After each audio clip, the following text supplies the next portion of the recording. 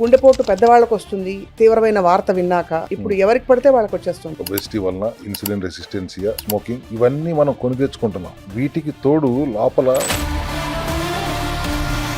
Tennis court లో ఆడుతూ ఆడుతూ ఒక అతను కొలాప్స్ అయిపోయాడు. ఒక అమ్మాయి ఫేర్వెల్ పార్టీలో స్పీచ్ ఇచ్చి ప్రపంచానికి ఫేర్వెల్ చెప్పి వెళ్ళిపోయిన పరిస్థితి. మైటోకాండ్రియల్ డ్యామేజ్ జరిగి రియాక్టివ్ ఆక్సిజన్ స్పీసీస్ ROS అంటాం, అవి పెరిగిపోవటం వల్ల ఓవర్లోడ్ అవుతుంది, వర్క్ ఎక్కువ చేయాల్సి వస్తుంది. సో బ్లడ్ ఫ్లో ఆగిపోతుంది. చుట్టూ ఉన్న లేయర్ ని మీరు డిస్టర్బ్ చేస్తూ హార్ట్ ప్రాబ్లం ఉంది అని తెలిసిన వాళ్ళు కంప్లీట్ గా ఆయిల్ మానే అంటారు. ఈ స్పెషల్ ఆయిల్ ఏదైతే ఉందో CCL ఆయిల్ వాడాలా వాడకూడదా? 20 grams నేను చెప్తుంది. CCL ఆయిల్ వాడమంటుంది ఆటోఫాగీలో.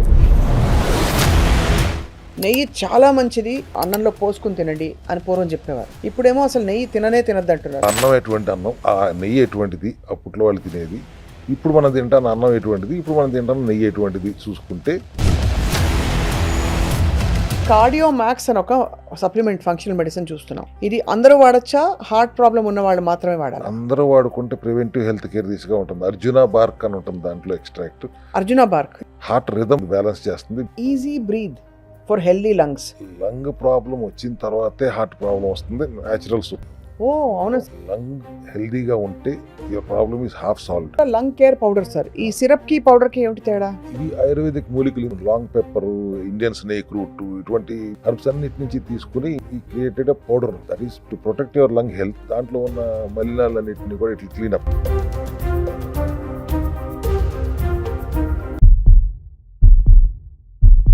అందరికీ నమస్కారం. Welcome to the cell health series episode 10.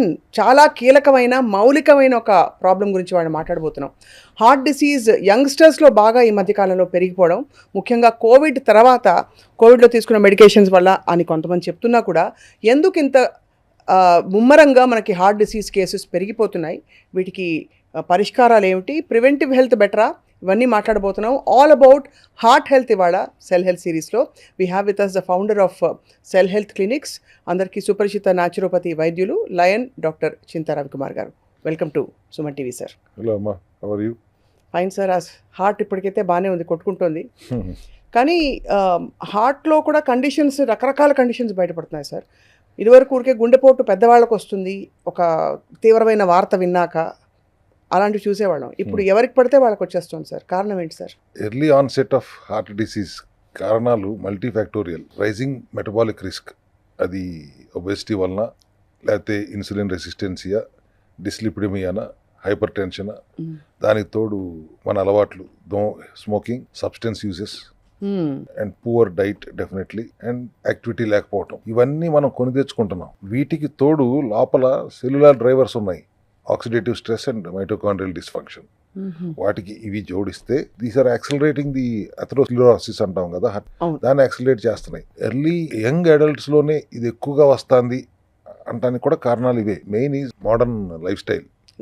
నేను ఎప్పుడు చెప్పే processed food, junk food, smoking habits, stress, వీటికి తోడు inflammations, infections, inhibiting of autophagy and mitochondrial dysfunction, ఇవన్నీ కలిపి ఈ ఆర్టరీ డ్యామేజింగ్ ప్రాసెస్ని యాక్సిలరేట్ చేస్తున్నాయి.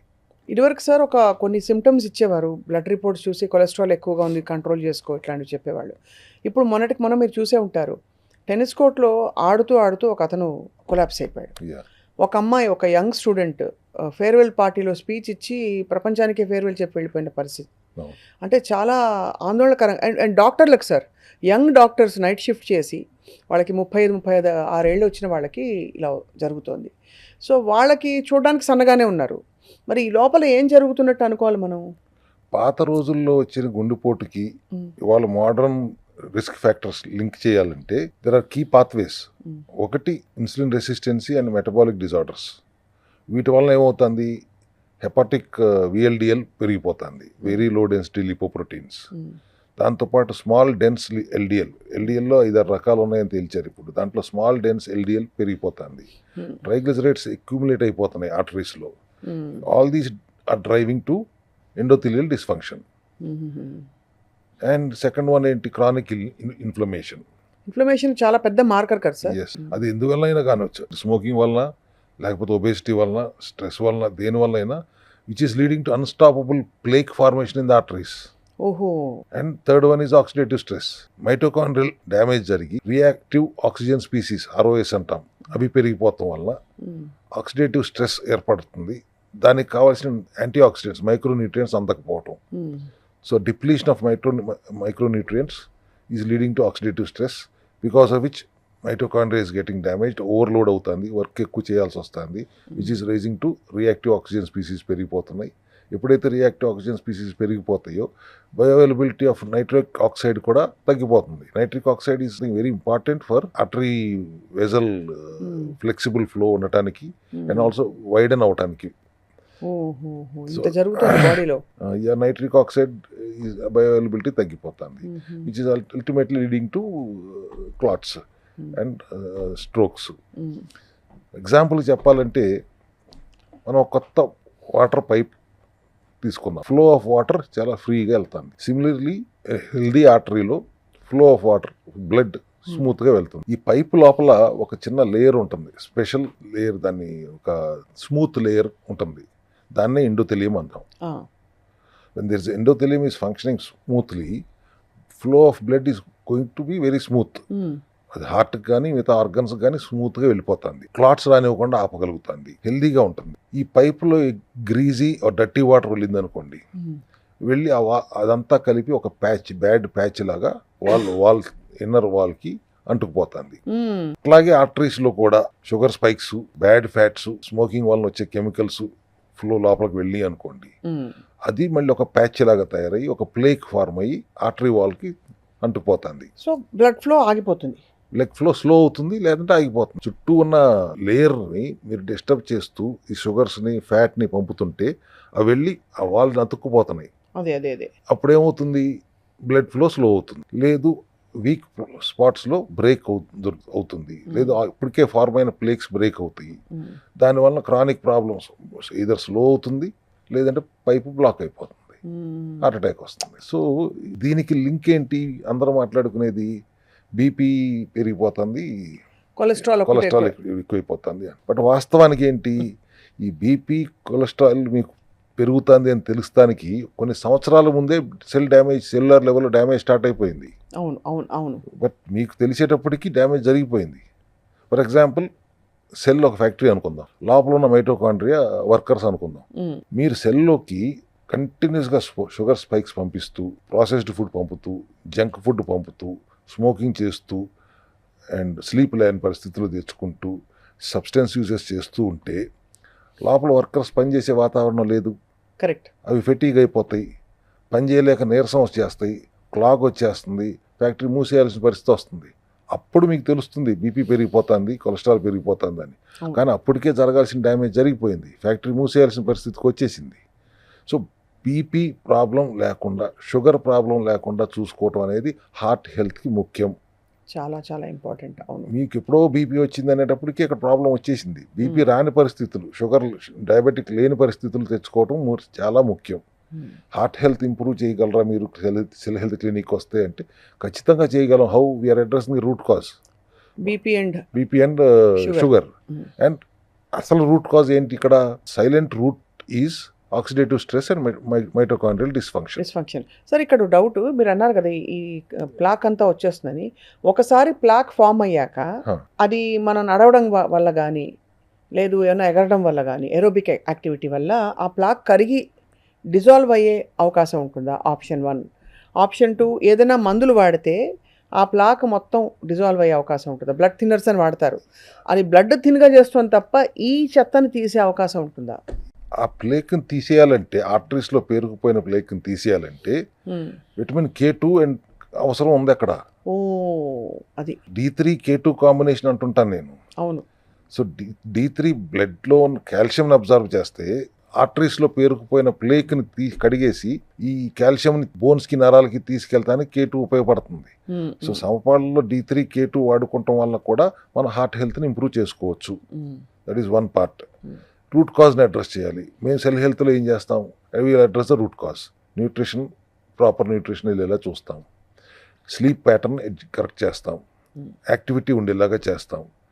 మైటోకాండ్రియల్ హెల్త్ రూట్ కాజ్ ఏదైతే ఉందో చెప్పాను, రూట్స్ ఆఫ్ ఆక్సిడేటివ్ స్ట్రెస్ కావాల్సిన మైక్రోన్యూట్రియంట్స్ అందిస్తాం in the form of functional medicine. Supplementary రూపంలో. అండ్ మైటోకాండ్రియల్ హెల్త్ ఇంప్రూవ్ చేయాలి. మైటోకాండ్రియల్ హెల్త్ ఇంప్రూవ్ చేయాలని powerhouse of the cell, అది హెల్దీగా ఉంటేనే సెల్ హెల్దీగా ఉంటుంది. అంతే కదా. సో మైటోకాండ్రియల్ హెల్త్ ఇంప్రూవ్ చేయడానికి కావాల్సిన సప్లిమెంటరీ సపోర్ట్ ఏంటి, అది అందిస్తాం సప్లిమెంటరీ రూపంలో. అది మెగ్నీషియమా, coenzyme Q10, NSTL-16, L-arginine, omega-3, అవన్నీ సమపాళ్ళు అందిస్తూ proper nutrition, balanced protein, balanced fat, healthy fat and balanced complex కార్బ్స్తో మీ ఆహార విధానాలు నియంత్రిస్తూ ఆటోఫాగీలో ఉంచుతూ we will ensure that your heart health is improved, addressing not only the root cause of mitochondrial function and oxidative stress, also addressing your diabetes and blood pressure. Hypertension ni normal oxidative స్ట్రెస్తో పాటు బయట మీరు పడుతున్న stress వలన వచ్చే ఇబ్బందులను కూడా correct చేస్తూ, మెంటల్ హెల్త్ని రెస్టోర్ చేస్తూ, either you do it through spiritually, దాని ఏమంటారు రాజయోగం అంటారు. లోపల ఉన్న రాజ్యానికి నువ్వే రాజువి అని నువ్వు అర్థం చేసుకోగలిగితే బయట ఉన్న సమస్యలను మీరు తేలికపాటివి అని తేలిగ్గా అర్థం చేసుకోగలరు. అంత డెప్త్కి మీరు వెళ్ళలేము అన్నప్పుడు we'll advise you to do breathing exercise, meditation చేయండి, ప్రాణాయామం చేయండి, so that you will concentrate on something and ఈ స్ట్రెస్ నుంచి కొంతసేపు అయినా బయటకు వస్తారు. స్ట్రెస్ నుంచి బయటపడడం ఇన్నోవేటబుల్ సార్ ఇప్పుడైతే ఇవాళ రోజుల్లో. మెంటల్ హెల్త్ లేకుండా మీరు ఎంత ఫిజికల్ హెల్త్ ట్రై చేసినా అవ్వదు. అవునవును, it has to be combo only. మీరు డైట్ రెగ్యులేషన్ చెప్తారు కదా సార్, అసలు హార్ట్ ప్రాబ్లం ఉంది అని తెలిసిన వాళ్ళు కంప్లీట్గా ఆయిల్ మానే అంటారు. అది అవసరమా సార్? ఆయిల్ మానేసినప్పుడు మరి కోకోనట్ ఆయిల్ లేకపోతే ఈ మిగతాది మీ స్పెషల్ ఆయిల్ ఏదైతే ఉందో CCL ఆయిల్, అది ఎలా వాడతారు? అది వాడాలా వాడకూడదా? 20 గ్రామ్సేగా నేను చెప్తుంది. CCL ఆయిల్ వాడమంటుంది ఆటోఫాగీలో. అవును. మిగతా కీటో డైట్స్లు అవి పెడుతున్నప్పుడు 100 గ్రాములు 120 గ్రాములు తాగమంటాం. పోర్షన్ చాలా 40 గ్రామ్స్ దాటి కొబ్బరి నూనె తాగటం అంత కరెక్ట్ కాదు. వుడెన్ కోల్డ్ ప్రెస్డ్ ఆయిల్స్ వాడుకోండి, చక్కగాను నుంచి తెచ్చినాయి. మీరు ఆ రిఫైన్డ్ ఆయిల్స్ జోలికి వెళ్ళకండి. మీకు రిఫైన్డ్ ఆయిల్స్ వల్లనే హార్ట్ ప్రాబ్లం కానీ క్యాన్సర్ ప్రాబ్లమ్స్ కూడా వస్తున్నాయి. సో మీరు కొద్దిగా డిసిప్లిన్డ్గా ఉండండి. యూ డోంట్ గో విత్ అర్ధరాత్రి 3 PM 4 PM బిర్యానీల చోటుకి వెళ్ళకండి. రిఫైన్డ్ ఆయిల్స్ వాడకండి. చక్కగాను నుంచి తీసిన ఆయిల్స్ మాత్రమే వాడండి. కోకోనట్ ఆయిల్ కూడా మోడరేట్గా తీసుకోండి. 10 grams 20 grams per day is sufficient, because it is anti microbial, anti inflammatory, bone health, heart health, brain health కూడా ఉపయోగపడుతుంది. కాబట్టి beyond a limit anything is bad. అది సార్, మీరు ఎలాగో ప్రివెంటివ్ హెల్త్ మీద ఎక్కువ దృష్టి పెడతారు కాబట్టి సెల్ హెల్త్ క్లినిక్లో ఒకళ్ళు హార్ట్ డిసీజ్ వైపు అడుగులు వేస్తున్నారు, ఇంకొక ఇలా కంటిన్యూ అయితే అమ్మో డేంజర్ అని చెప్పడానికి నిర్ధారించే టెస్ట్లు ఏంటి సార్? ఒకటి లిపిడ్స్ ఎట్లా చూస్తాం, cholesterol, triglycerides divided by HDL, high density lipoprotein. చిన్న చిట్కా ఇది. ట్రైగ్లిజరైడ్స్ డివైడెడ్ బై HDL 2 ఉంటే ఐడియల్. 4 ఉంటే బ్యాడా సార్? 4 ఏంటంటే 14 కూడా చూస్తున్నా నేను. ఓహో. That is going to give more pressure on your heart. So that is first indication. మేము డయాగ్నైజ్ చేసే విధానాల్లో ఇదొక విధానం చూస్తాం. అండ్ మోర్ ఓవర్ కొలెస్ట్రాల్ అనే ఒక భూతాన్ని చూపించి స్టాటిన్ మాఫియా అంటా నేను. $1 మిలియన్ పరిశ్రమ అయిపోయింది వాళ్ళ. Cholesterol is not bad at all. It's చాలా మంచిది. బ్యాండేడ్ వాడినట్టు వాడుతుంది శరీరం. కొలెస్ట్రాల్ తయారయ్యేది లివర్లో ఉన్న కొలెస్ట్రాల్ని బాడీలో సెల్స్ని, టిష్యూస్ని వాడుకోవటానికి అక్కడి నుంచి తీసుకొచ్చే transporter LDL, low density lipoprotein. అవి P అనేది అసలు తీసేశారు, LDL అంటారు. LDLP అది ఒక ఫ్యాట్ ప్రోటీన్ అనే విషయం కూడా చెప్పరు. సాయంత్రానికి వాడుకోగా మిగిలిపోయిన కొలెస్ట్రాల్ని మళ్ళీ తీసుకెళ్లి లివర్లో పెట్టేసే ట్రాన్స్పోర్టర్ ఈవినింగ్ స్టార్ ట్రావెల్స్ అనుకుందాం, అది HDL, high density lipoprotein. So తెచ్చేది ఎప్పుడు ఎక్కువే ఉంటుంది, తీసుకెళ్లేది ఎప్పుడు తక్కువే ఉంటుంది కదా. అవును. సో LDL గుడ్ బ్యాడ్ ఎట్లా అయింది, HDL గుడ్ ఎట్లా అయిందో నాకు ఇప్పటికీ అర్థం కాదు. VLDL అని ఒకటి ఉంటుంది కదా, వెరీ లో డెన్సిటీ లిపోప్రోటీన్. అదే HDL బస్ ఎక్కకుండా రక్తంలో ఉండిపోతుంది. దానివల్ల అది వెళ్ళి డిస్టర్బ్ చేస్తుంది హార్ట్ వెజల్స్ ని. To that extent fine, understood. When is it bad? Cholesterol ఎప్పుడు బ్యాడ్ అవుతుంది? మీరు తినే చెత్త వలన, యువర్ జంక్ తినడం వలన ఆ కొలెస్ట్రాల్ ఆక్సిడైజ్ అయిపోయి స్టిక్కీగా మారిపోయి వెళ్ళి ఆర్టరీస్లో కూర్చుంటుంది. దాని మీద ఈ ప్లేక్స్ వెళ్ళి కూర్చుంటున్నాయి. సో మామూలు కొలెస్ట్రాల్ బ్యాడ్ కాదు, ఇది వెళ్ళి స్టిక్కీగా వెళ్ళి ఆక్సిడైజ్ అయినప్పుడే అది బ్యాడ్ అవుతుంది. సో ఆక్సిడైజ్ అవ్వకుండా చూసుకోవడానికి మార్గాలు ఉన్నాయనేది మేము సెల్ హెల్త్ క్లినిక్స్లో చాలా క్లియర్గా ఎక్స్ప్లెయిన్ చేసి చెప్తున్నాం. What to eat, what not to eat.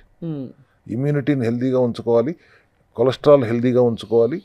Heart problem రాకుండా ఉండాలంటే కొలెస్ట్రాల్ ఆక్సిడైజ్ అవ్వకూడదు, ప్లేక్ ఫార్మేషన్ జరగకూడదు. దానికి కావాల్సిన జాగ్రత్తలు ఏం తీసుకోవాలి? ఫస్ట్ బీపీ వచ్చేటప్పటికే ప్రాబ్లం వచ్చేస్తుంది కాబట్టి అసలు బీపీ రాని పరిస్థితుల్లో ఉంచుకోవాలి. సార్ బీపీ ఇది కూడా నాకు ఒక డౌట్ సార్. బీపీ ఎంత ఉండాలి? ఎంత కాలం పాటు ఎక్కువ రీడింగ్స్ ఉంటే వీళ్ళకి బీపీ ప్రాబ్లం ఉంది అంటారు? 120/80 అనేది ఇప్పుడు Standard. సాధారణంగా స్టాండర్డ్గా చెప్తున్నారు. ఒక 140/90 88 ఉంది అనుకోండి సార్. అది పెద్ద ఇష్యూ కాదు. కిందది అది 100 దాటితే ప్రాబ్లం. బ్లడ్ హైపర్ టెన్షన్ అంటే ఏంటి? ఇందా మనం చెప్పుకున్నట్టు హార్ట్ వెజల్లో ఫ్లో ఎక్కువ అయిపోతుంది, బ్లడ్ ఫ్లో చాలా ఫాస్ట్ అవుతుంది, ఆర్టరీ తట్టుకోలేకపోతుంది. దాన్నే బ్లడ్ ప్రెషర్ అంటున్నాం. మైక్రోస్కోపిక్ టేర్ కూడా వస్తుంది దానివల్ల ఆర్టరీస్లో. ఆ టేర్ వచ్చే పరిస్థితి ఉన్నప్పుడు అప్పటికే డ్యామేజ్ అయిపోయింది, సిస్టమ్ అంతా కొలాప్స్ అయిపోయింది, సెల్స్లో ఉన్న మైటోకాండ్రియా డ్యామేజ్ అయిపోతుంది. ఆ స్థితిలో మీకు మైక్రోస్కోపిక్ టేర్లు కనపడుతున్నాయి. సో బీపీ రాకుండా చూసుకోవటం ఎలా అనేది ఒకటి. షుగర్ స్పైక్స్ అయితే కూడా మళ్ళీ మైటోకాండ్రియా ఇబ్బంది పడుతుంది. సో డయాబెటిక్ అవ్వకుండా ఉండండి, బీపీ తెచ్చుకోబాకండి. బీపీ ట్యాబ్లెట్లు కంటిన్యూస్గా వాడినందువల్ల కూడా దాని సైడ్ ఎఫెక్ట్లే కానీ ఎప్పుడు పర్మనెంట్ క్యూర్ అయితే అవ్వట్లేదు కదా. కంట్రోల్లో పెడుతుంది అది కాసేపు. ఆ కంట్రోల్లో మీరు బయట నెంబర్స్ కంట్రోల్లో ఉంటుంది కానీ లోపల జరుగుతున్న డ్యామేజ్ అయితే కంట్రోల్ చేయలేకపోతుంది కదా. Correct. So we have to address root cause. లోపలికి వెళ్ళి రూట్ కాజ్ని అడ్రస్ చేయాలంటే చెత్త తినకండి, ఫస్ట్ హెల్దీ ఫుడ్ తినాలి. ఎప్పుడు నేను చెప్తుంది అదే. ప్రతిసారి నన్ను చూడంగానే వీడు మళ్ళీ చెత్త గురించి మాట్లాడతాడు అనే ఫీలింగ్ వచ్చేస్తూ ఉంటుందేమో కానీ అన్నెసరీ జంక్ ఫుడ్ తింటూ, ప్రాసెస్డ్ ఫుడ్ తింటూ, రిఫైన్డ్ ఆయిల్స్ వాడుకుంటూ, వైట్ రైస్లు తింటూ, అన్నెసరీ అన్హెల్దీ ఫుడ్ హ్యాబిట్స్తో, దాని తోడు మళ్ళీ మీరు స్మోకింగ్ హ్యాబిట్స్, ఒక్క స్మోకింగ్తో నాగేరా సబ్స్టెన్స్ యూజెస్ ఎంత పెరిగిపోతుంది వాళ్ళ. అవునవును, చాలా ఎటు చూసినా ఇదే కదా, డ్రగ్ అబ్యూజ్ అవుతుంది కదా. వీటన్నిటి నుంచి జాగ్రత్తగా తీసుకుంటే అసలు ఆ ప్రాబ్లం రాదు కదా. సార్ ఇప్పుడు నెయ్యి గురించి 2 స్కూల్స్ ఆఫ్ థాట్ ఉన్నాయి. నెయ్యి చాలా మంచిది, రోజు ఒక 2 మూతలు నెయ్యి అన్నంలో పోసుకుని తినండి, వాము పొడి వేసుకుని అని పూర్వం చెప్పేవారు. ఇప్పుడేమో అసలు నెయ్యి తినద్దు అంటున్నారు, సాచురేటెడ్ ఫ్యాట్ కాబట్టి. ఆ అన్నం ఎటువంటి అన్నం అప్పట్లో వాళ్ళు తినేది, ఆ నెయ్యి ఎటువంటిది అప్పట్లో వాళ్ళు తినేది, ఇప్పుడు మనం తింటాను అన్నం ఎటువంటిది, ఇప్పుడు మనం తింటాను నెయ్యి ఎటువంటిది చూసుకుంటే మన క్లారిటీ అర్థమవుతుంది. That was organic and the ghee was naturally. ఎట్లా తీసుకునేవారు? పాలు నుంచి పెరుగు తీసుకునేవారు, పెరుగు నుంచి వెనపోసు తీసేవారు, వెనపోసు నుంచి నెయ్యి తీసేవారు. ఆ ప్రాసెస్ జరిగేది. వాళ్ళు పాల మీద మేగడతో చేసేస్తున్నారు కదా. అవును. ఆ పాలు క్వాలిటీ కూడా మనకు తెలియదు కదా. కరెక్ట్. ప్యాకెట్ పాలు వాళ్ళు నిజంగా పాలా లేకపోతే పాల పొడి నుంచి తీసిన పాలా, ఆ కాంట్రవర్సీ ఎందుకు కానీ, బట్ ఎవ్రీథింగ్ ఈజ్ అన్ఆర్గానిక్. ఏది మనకి హెల్దీగా దొరకట్లేదు. And moreover fat is good when you are not taking glucose. Excess glucose తీసుకుంటూ ఫ్యాట్ కూడా ఎక్కువ తీసేసుకుంటానంటే కొలెస్ట్రాల్ లెవెల్స్ పెరుగుతాయి. కరెక్ట్. అవును. So you have to shift your metabolism from glucose to ketone, then you can take some amount of ghee. Right. But when you're in glucose metabolism ghee తప్పు కాదు, quality of ghee is there. Once in while use చేసుకుంటే తప్పలేదు అసలు. ఈ లెక్కన sir అసలు మామూలుగా ఊరికే మనం బర్త్డే పార్టీ అని తినే కేక్ కానీ, లేకపోతే పిల్లాడికి మార్కులు బాగా వచ్చాయని తినే ఆ స్వీట్ కూడా, అది కూడా ఆల్మోస్ట్ పాయిజనే మనకి. అంటే మనం అనుకుంటున్న దాన్ని బట్టి అయితే, because that's full of sugar, white sugar, దాంతోపాటు నానా రకాల పదార్థాలతో కలిపిన ప్రిజర్వేటివ్స్, ఆ పాల పొడి, పాల పదార్థాలు, మిల్క్ స్వీట్స్ అయితే. అసలు వైట్ షుగర్ వాడుతూ దాన్ని లాంగ్ స్టాండింగ్గా అది నిలవ ఉంటుంది అంటేనే ఇట్స్ పాయిజన్. యావరేజ్ మనిషి సార్ రోజుకి కనీసం 2 నుంచి 3 కప్పులు టీయో కాఫీయో తాగుతారు. యావరేజ్ అంటే మీ అందరం మా అందరికీ 3 స్పూన్లు షుగర్ ఇన్ఎవిటబుల్గా వస్తుంది రోజు. అంటే 30 రోజుల్లో 90 స్పూన్లు షుగర్. 90 స్పూన్, అబ్బో, ఈ లైన్లో ఎప్పుడు ఆలోచించలేదమ్మా. నిజమే, 90 నుంచి 100 స్పూన్లు షుగర్ అంటే ఎన్ని గ్రాములమ్మా? నెల రోజుల్లో సార్. ఎస్పెషల్లీ నేనైతే అందరికీ అడ్వైజ్ చేసేది, ఈవెన్ యూ వాంట్ టీ తాగాలంటే, కాఫీ తాగాలంటే తాగండి, 1-2 సార్లు తాగండి. బెల్లం వాడండి. బెల్లం బెటరా సార్? బెల్లం వాడండి, వీటికంటే బెటర్. రిఫైన్డ్ షుగర్ కంటే బెల్లం చాలా బెటర్. నేనైతే ఒకసారి తాగుతాను, బెల్లంతోనే తాగుతాను. బెల్లంతో. ఓకే సార్, ఇది మంచి చిట్కా మీరు చెప్పింది. సార్ గుండె దడ సడన్గా టపటపడబా కొట్టేసుకోవడం, పాల్పిటేషన్స్, ఇవన్నీ కూడా హార్ట్ డిసీజ్లో ఒక భాగం అనుకోవచ్చా? సర్కాడియన్ రిథమ్ అనుగుణంగా పనిచేస్తున్నంతసేపు ఈఎఫ్ అంటే హార్ట్ రేట్ పర్ఫెక్ట్గా ఉంటుంది. మీరు when you're working against the circadian rhythm and over eating and without any activity, sedentary life స్టైల్లో ఉంటూ ఒబేస్ అయిపోతే వచ్చే లక్షణం ఇది. గుండె హార్ట్గా కొట్టుకుంటుంది. ఏదైనా చిన్న టెన్షన్ వచ్చేసినా కూడా ఇమీడియట్గా స్ట్రెస్ పెరిగిపోయినందువల్ల వస్తుంది. వీటిని హౌ టు అడ్రస్ ఇట్ అంటే, again root cause, again change your lifestyle. Lifestyle change చేయాలి. And your eating habits also. ఇక్కడ స్పెసిఫిక్ క్వశ్చన్స్ కొన్ని అడుగుతున్నాను సార్ నేను. Estrogen levels women around 45-50 menopause టైంలో పడిపోతాయి. అప్పుడు వాళ్ళకి హార్ట్ హెల్త్ చాలా వల్నరబుల్గా ఉంటుందని చెప్పి చాలామంది వైద్యులు చెప్పి విన్నాం మనం. దానికి ఏమైనా మార్గాలు ఉన్నాయా to combat some of that? Estrogen progesterone రెండు బ్యాలెన్స్ తప్పుతాయి ఆ టైంలో. టెస్టోస్ట్రాన్ లెవెల్స్ కూడా పెరిగిపోతుంటాయి. అవును, which are not suppose to be there in women. అవును. ఈ కాంబోలో ఈ 4 హార్మోన్లు బ్యాలెన్స్ తప్పినప్పుడు it's going to effect your vessels, arteries. Heart అంటే బేసిక్గా ఆర్టరీ వెజల్స్లో ఎఫెక్ట్ అయితేనే కదా హార్ట్ మీద ఎఫెక్ట్ అయ్యేది. అవును. అటువంటి స్టేట్లో వి సజెస్ట్ నాట్ ఓన్లీ సెటాప్రో, సెటావరీ లాంటివి కాకుండా హార్ట్ హెల్త్ ఇంప్రూవ్ చేయడానికి కావాల్సిన సప్లిమెంటరీ సపోర్ట్ కూడా తీసుకోవాలి. దానికి సంబంధించిందే ఇప్పుడు ఇండియన్ స్నేక్ రూట్ అంటాం.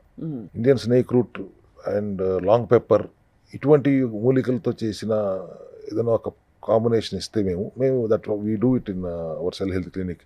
లంగ్ కేర్ పౌడర్ అని ఇస్తాం ఒక రకంగా. అండ్ పీసీఓడి ప్రాబ్లం ఉన్న వాళ్ళకు కూడా అది చాలా బాగా హెల్ప్ అవుతుంది when to balance these estrogen and progesterone levels. So అయితే అన్నిటికీ మూల కారణం సార్ సెల్ మైటోకాండ్రియా సరిగ్గా ఉండాలంటే ముందు డైట్ సరిగ్గా ఉండాలి, లైఫ్ స్టైల్ సరిగ్గా ఉండాలి.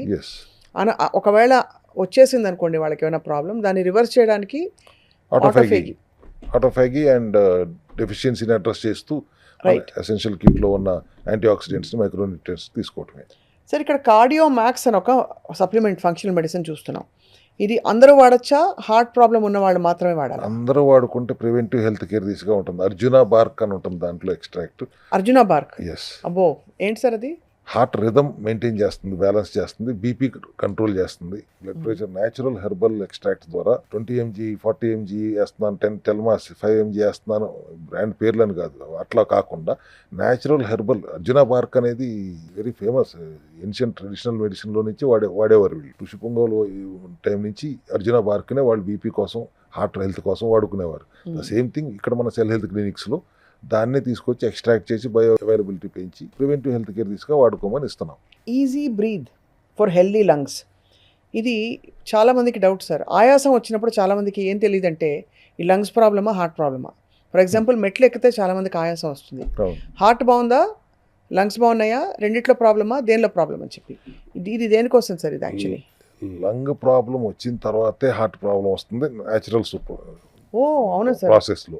లంగ్ హెల్దీగా ఉంటే your problem is half solved. So lung care అని క్లియర్గా హెల్దీ లంగ్ అన్నాను కానీ హెల్దీ హార్ట్ అనలేదు నేను అక్కడ లేబుల్ క్లెయిమ్లో కూడా.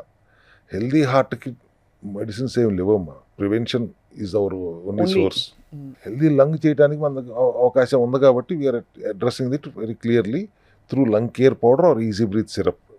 ఈజీ బ్రీత్ సిరప్ అంటే రిథమ్ మెయింటైన్ చేయడానికి ఉపయోగపడుతుంది. ఈఎఫ్ఆర్ అంటాం కదా, హార్ట్ బీట్ రిథమ్ లంగ్ ద్వారా వెళ్తుంది కాబట్టి దాని లంగ్ హెల్దీగా ఉంచడానికి వాడే ఒక సప్లిమెంట్. ఇది సిరప్ రూపంలో ఉంటుంది. ఇది కూడా అందరూ వాడవచ్చు యాజ్ ఎ ప్రివెంటివ్? ఎస్ అందరూ వాడవచ్చు. 10 ml every day is always good. ఇది కూడా లంగ్ కేర్ పౌడర్ సార్. ఈ సిరప్ కి పౌడర్ కి ఏమిటి తేడా? ఇవి ఆయుర్వేదిక్ మూలికలు. ఇందాక నేను చెప్పాను, long pepper, Indian snake root, ఇటువంటి హర్బ్స్ అన్నిటి నుంచి తీసుకుని వీ క్రియేటెడ్ అ పౌడర్.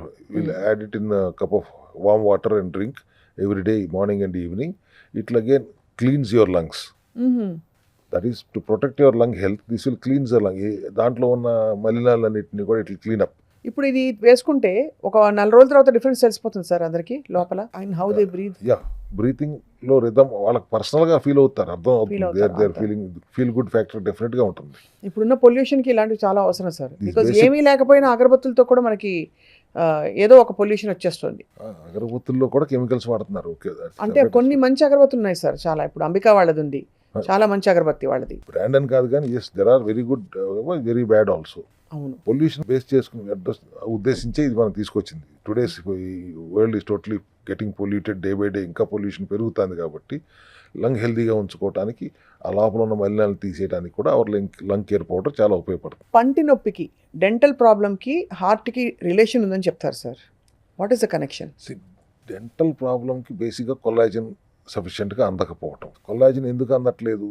రక్తంలో ఉన్న కాల్షియం అక్కడికి వెళ్ళట్లేదు. వెళ్ళకపోవడానికి కారణం ఏంటి? ఇందాక చెప్పినట్టు ట్రాన్స్పోర్టర్ లేడు. రక్తంలోనే ఉండిపోవటం వల్ల ఏమవుతుంది? కొల్లాజన్, కాల్షియము సున్నప్రాయ పగిలితే ఎంత షార్ప్గా పగులుతుంది. అట్లాగే ఇవి కూడా బ్రేక్ అయ్యి ప్లేక్ ఫార్మ్ అవుతుంది. ఈ ప్లేక్ ఫార్మేషన్ అయిన తర్వాత ఎక్కడికి వెళ్తున్నాయి ఈ ప్లేక్స్? ఆక్సిడైజ్ అయిన బ్యాడ్ కొలెస్ట్రాల్ ఏదైతే వెళ్ళి స్టిక్కీగా ఆర్టరీస్లో ఫామ్ అయి ఉందో అక్కడికి వెళ్ళి ఈ ప్లేక్స్ చేరుకుంటున్నాయి. ఎప్పుడైతే ప్లేక్ ఫార్మేషన్ ఆర్టరీస్లో జరుగుతుందో హార్ట్ ప్రాబ్లం వస్తుంది. ఇందాక మనం మాట్లాడుకున్నట్టు. సో డెంటల్ ప్రాబ్లం లేకపోతే ఇక్కడ ప్లేక్ ఫార్మేషన్ జరగట్లేదు అన్నట్టే. ఇక్కడ ప్లేక్ ఫార్మేషన్ జరుగుతుందంటే అక్కడికి వెళ్ళాల్సింది వెళ్ళట్లేదు. సో డెంటల్ ప్రాబ్లం వచ్చింది అంటే కాల్షియం అంతా బ్లడ్లోనే ఉండి ఆర్టరీస్లో బ్లాకేజ్కి ప్లేక్ ఫార్మేషన్కి దోహదపడుతుంది. ఎట్లా లింకప్ చేసుకోవడానికి అవకాశం ఉంది. వై డెంటల్ ప్రాబ్లం వచ్చిందంటే హార్ట్ ప్రాబ్లం ఎందుకు వస్తుంది అంటే అక్కడికి అందాల్సింది అందట్లేదు, అందాల్సింది అక్కడే ఉండిపోయి అది హార్ట్ని బ్లాక్ చేస్తుంది. మీ దగ్గర చాలా సపోర్టివ్ థెరపీస్ చాలా ఉంటాయి కదా సార్, అలా అపార్ట్ ఫ్రమ్ ఫంక్షనల్ మెడిసిన్ అవన్నీ కూడా ఈ హార్ట్ హెల్త్, ప్రివెంటివ్ హార్ట్ హెల్త్కి వాటికి దోహదపడే ఉన్నాయా మీ దగ్గర? ఫర్ ఎగ్జాంపుల్ మీ దగ్గర హైపర్బెరిక్ ఆక్సిజన్ థెరపీ అది కొంతవరకు మనకి ఆక్సిడేటివ్ స్ట్రెస్ని తగ్గిస్తుందా? ఆక్సిడేటివ్ స్ట్రెస్ని తగ్గించడం కాదు కానీ శరీరంలో ఆక్సిజనేటెడ్ ఎన్విరాన్మెంట్ క్రియేట్ చేస్తుంది. ఒక హెల్దీ ఎన్వైరన్మెంట్. ఆక్సిజనేటెడ్ ఎన్విరాన్మెంట్లో మాల్ ఫంక్షనింగ్ సెల్స్ తట్టుకోలేవు. ఆ విధంగా శరీరంలో ఎంత ఆక్సిజన్ ఉంటే అంతగా శరీరం హెల్దీగా ఉంటుంది.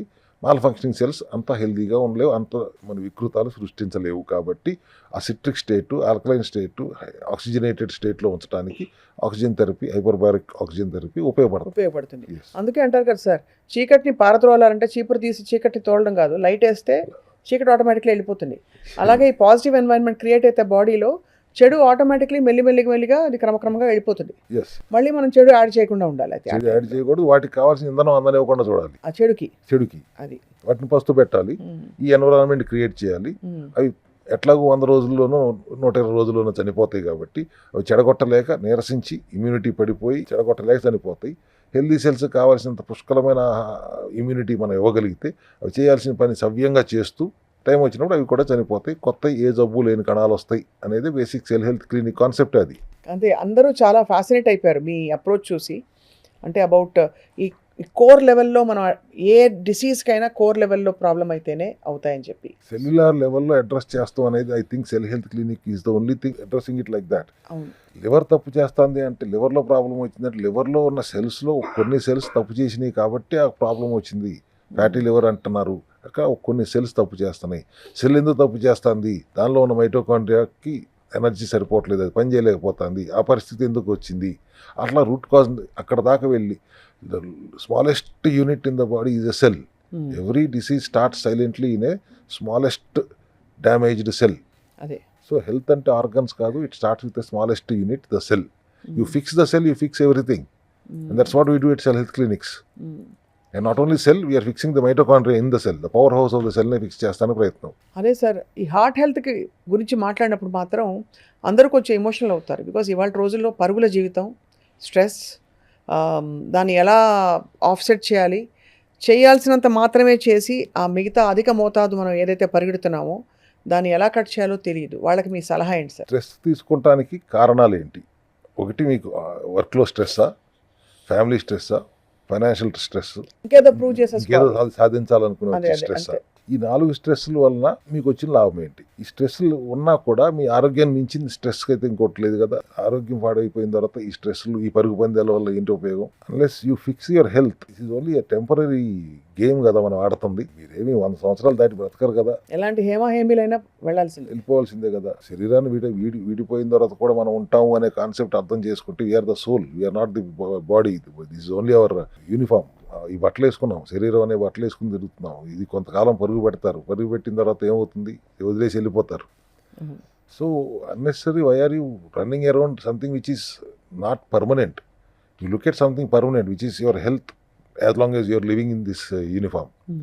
హెల్త్ తర్వాత ఏదైనా కదా అనేది నా కాన్సెప్ట్. మీ లోపల ఉన్న రాజ్యానికి రాజుగా ఉండండి అని నేను చెప్తున్నాను కదా ఫస్ట్. తర్వాత మీరు బయట ఉన్న రాజ్యాన్ని వెళ్దురు, కానీ లోపల ఉన్న రాజ్యాన్ని రాజుగా మీరు గుర్తించుకోలేకుండా బయట ఉన్న రాజ్యాన్ని వెళ్దాం అనుకుంటే అవ్వదు. You have to take care of your health first and also take care of you understand that you are soul, you are the one who is driving this force. ఈ బాడీ నడిపిస్తుంది మీరు అని అర్థం చేసుకున్నప్పుడు ఈ స్ట్రెస్ ఫీలింగ్ ఉండదనేది నా భావన.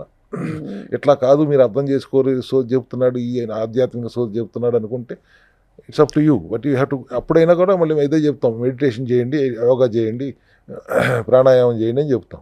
Because ఎట్లా దాని వరకైనా మీరు కొంతసేపు కాన్సన్ట్రేట్ చేస్తారు కదా అనే ఉద్దేశంతో. And finally sir, of course ఇన్ఎవిటబుల్గా ఎక్సర్సైజ్ హార్ట్ హెల్త్కి ఎంత ముఖ్యమని సెల్ హెల్త్ క్లినిక్లో మీరు చెప్తారు.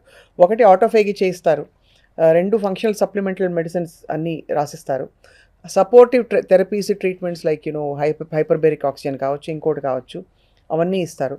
వీటితో పాటు ఎక్సర్సైజ్కి మీరు ఇచ్చే మార్గం ఏంటి, మీరు సూచించే బెస్ట్ ఎక్సర్సైజ్ ఏంటి? సింపుల్గా మీరు జిమ్కి వెళ్ళి ఏమీ చేయక్కర్లా. సింపుల్గా ఒక 40 నిమిషాలు నార్మల్గా 2 కిలోమీటర్ల నుంచి 4 కిలోమీటర్లు నడవండి చాలు.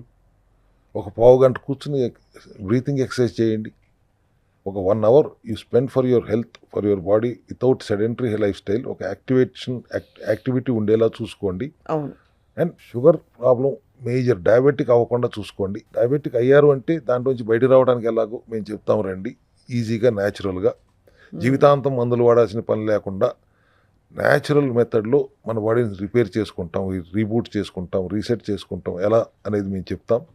దెన్ అల్టిమేట్గా గంట సేపు మీరు మీ శరీరం కోసం యాక్టివిటీ ఇవ్వకపోతే, ఆటోఫాగీ చేసినా ఏం చేసినా కూడా వితౌట్ యువర్ బాడీకి యాక్టివిటీ లేకపోతే, సెడెంటరీ లైఫ్ స్టైల్లో మీరు ఆటోఫాగీ అంటే 18 గంటలు పడుకుంటాను, 6 గంటలు లేచి విపరీతంగా తినేస్తానంటే అవ్వదు కదా.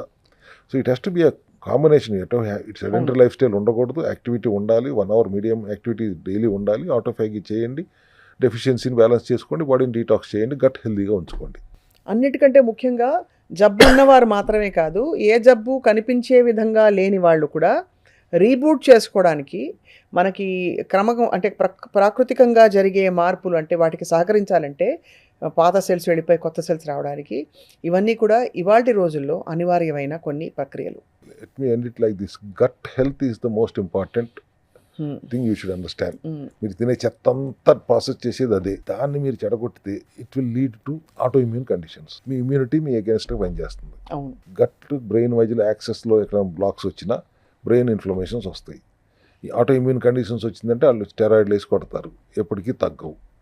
సో అల్టిమేట్గా హార్ట్ ప్రాబ్లం రావడానికి కూడా ఒక రకంగా గట్ హెల్త్ కూడా కారణం అవుతుంది. You have to keep your gut very healthy. అచ్చా, గట్ గురించి మాట్లాడాలంటే ఒక ఎపిసోడే మాట్లాడాలి. Will talk about it some other time. తప్పకుండా. కానీ గట్ హెల్త్ అన్నిటికీ మూలం అని అర్థమైపోయింది సార్ ఇప్పటికి అందరికీ. అండ్ లంకణం ప్లస్ కరెక్ట్ ఫుడ్ తినడం, తినకూడని చెత్త బయటికి తోసేయడం, తినవలసిన మంచి పదార్థాలు తినడం, ఇవన్నీ inevitable in today's day and age అని అర్థమైపోయింది through our conversation so far. So team of doctors in cell health are waiting for you reinvent and reboot and reengineer yourself. yes. Thank you very much, sir. It's a very positive conversation. There's a lot of hope. అంటే మంచి options మనకి ఇప్పుడు ఉన్నాయి. పెద్ద అంటే chemical driven synthetic మందులు వేసుకోవాలా, లేక ప్రివెంటివ్గా మంచి ఫంక్షనల్ మెడిసిన్ సప్లిమెంట్స్తో సహజ సిద్ధంగా మనం ఆరోగ్యంగా ఉండాలా, మీరే తేల్చుకోండి. కొత్త సంవత్సరంలో ఇది మనందరి రెజల్యూషన్ అవుతుందని చెప్పి ఆశిస్తున్నాం. Thank you very much doctor Ravikumar గారు. థ్యాంక్ యూ వెరీ మచ్ అమ్మా.